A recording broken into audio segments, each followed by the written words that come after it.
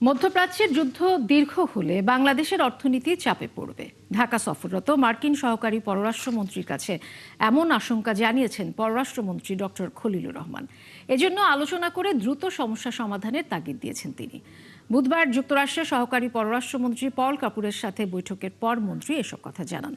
অন্তর্বর্তী সরকারের শেষ সময়ে ট্রাম্প প্রশাসনের সাথে করা বাণিজ্য চুক্তিতে বড় দুটি দলের সম্মতি ছিল বলেও জানান মন্ত্রী। এদিন পররাষ্ট্র ছাড়াও বাণিজ্য মন্ত্রীর সাথে বৈঠক করেন পল কাপুর। আরও জানাচ্ছেন Nadia Sharmin. Optical brightener, colour guard এবং ডার্ট লক সমৃদ্ধ অ্যাডভান্স ফর্মুলায় এলো নতুন রে ডিটারজেন্ট পাউডার।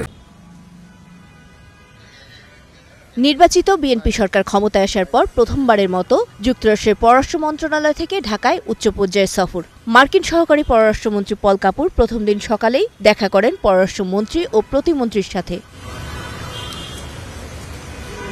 সাম্প্রতিক নির্বাচন নিয়ে প্রশংসার পাশাপাশি বাংলাদেশ মার্কিন সম্পর্ক আরও বিস্তৃত করার উপর জোর দেন তিনি। বাংলাদেশের পক্ষ থেকে রোহিঙ্গা সমস্যা, অবৈধ অভিবাসীদের সম্মানজনকভাবে ফেরত পাঠানো নিয়ে অনুরোধ জানানো হয় তাকে।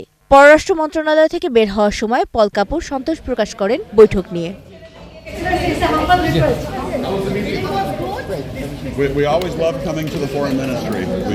বৈঠক শেষে গণমাধ্যমের মুখোমুখি হয়ে পররাষ্ট্রমন্ত্রী জানান, যুক্তরাষ্ট্রের বাণিজ্য চুক্তিটি বর্তমান সরকারের সবার আগে বাংলাদেশ নীতির সাথে সাংঘর্ষিক নয়। সেটার ব্যাপারে উনি ইতিমধ্যে আশ্বস্ত হয়েছে যে বাংলাদেশ সরকার এটার ইমপ্লিমেন্টেশন অব্যাহত রাখবে। ইউএস ট্রেড রিপ্রেজেন্টেটিভ আমাদের প্রধান দুটি দলের প্রধানের সঙ্গে নির্বাচনের আগেই কথা বলেছে এবং তারাও এতে সম্মতি দিয়েছিলেন। সুতরাং এমন না যে এইটা আমরা অন্ধকারে করেছি, সরকার ইচ্ছা করে রিভিউ করতে পারে। মধ্যপ্রাচ্যের যুদ্ধ নিয়েও আলোচনা হয়েছে বৈঠকে। আমি উল্লেখ করেছি তার কাছে যে ইতিমধ্যেই 2 জন বাংলাদেশি এতে মারা গেছেন, 7 জন বাংলাদেশি আহত হয়েছেন। এই যুদ্ধ যদি দীর্ঘতর হয়, বিস্তৃত হয়, তাহলে এই সংখ্যা বাড়তে পারে। তার চেয়ে এবং একই সঙ্গে আমাদের মতন দেশের পক্ষে এই যুদ্ধের যে অর্থনৈতিক প্রতিক্রিয়া হবে সেটা বহন করা দুঃসাধ্য। আমরা তাকে বলেছি যত দ্রুত সম্ভব আলোচনার মাধ্যমে সমাধান করার জন্য তারা প্রচেষ্টা করে।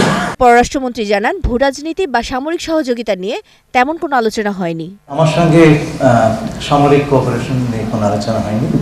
এদিকে সচিবালয়ে বাণিজ্য মন্ত্রীর সাথে বৈঠক করেন পল কাপুর। পরে বাণিজ্য চুক্তির বিষয়ে মন্ত্রী জানান, এর কোনো ধারা নিয়ে যে কোনো সময় আলোচনা করতে পারে উভয় পক্ষ। চুক্তি তো একটা হয়েছে, এখানে তো সিদ্ধান্তের কিছু নাই। এই চুক্তি তো মার্কিন যুক্তরাষ্ট্র এবং বাংলাদেশ 2 সরকারের মধ্যে চুক্তি হয়েছে, এটা তো রাষ্ট্রীয় চুক্তি। আমরাও দেখছি, আমাদের কাছে এখন পর্যন্ত সেরকম কিছু প্রতীয়মান হয় নাই।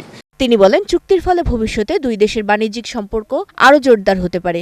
আমি এটিকে হোলসেল নেগেটিভ বা হোলসেল পজিটিভ এই দৃষ্টিকোণ থেকে এখনো এইভাবে দেখছি না। এটি একটা চুক্তি হয়েছে, এটি একটি বাস্তবতা। আমরা আজকের দিনে এই পর্যন্তই থাকি। নাদিয়া শারমিন, 71, ঢাকা।